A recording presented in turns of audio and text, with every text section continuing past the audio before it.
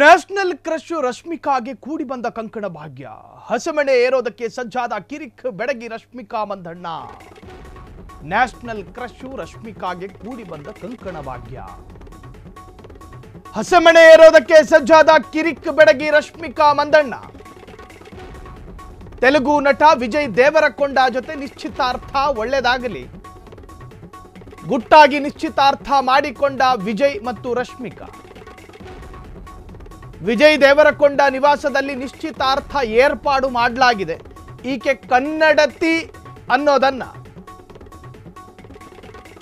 ಮರೆಯೋ ತರ ಅವರೇ ಮಾಡ್ಕೊಂಡ್ರು. ಆಪ್ತರಿಗಷ್ಟೇ ನಿಶ್ಚಿತಾರ್ಥಕ್ಕೆ ಆಹ್ವಾನ ನೀಡಲಾಗಿತ್ತು.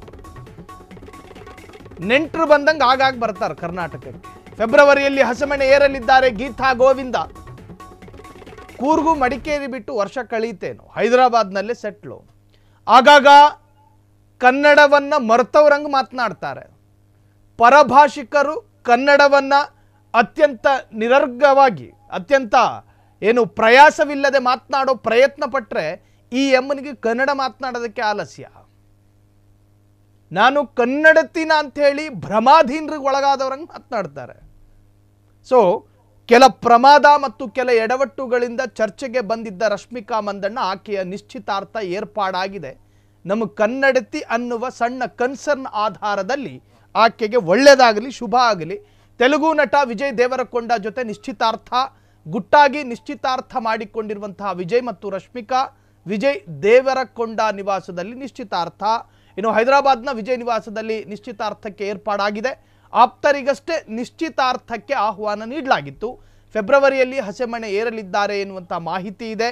ಸೊ ರಶ್ಮಿಕಾ ಮಂದಣ್ಣ ಮೂಲತಃ ಕೂರ್ಗ್ನವರು. ಇತ್ತೀಚೆಗೆ ಸಾಕಷ್ಟು ವಿವಾದಾತ್ಮಕ ಹೇಳಿಕೆಗಳಿಂದ ಚರ್ಚೆಗೆ ಒಳಗಾಗಿದ್ದವರು.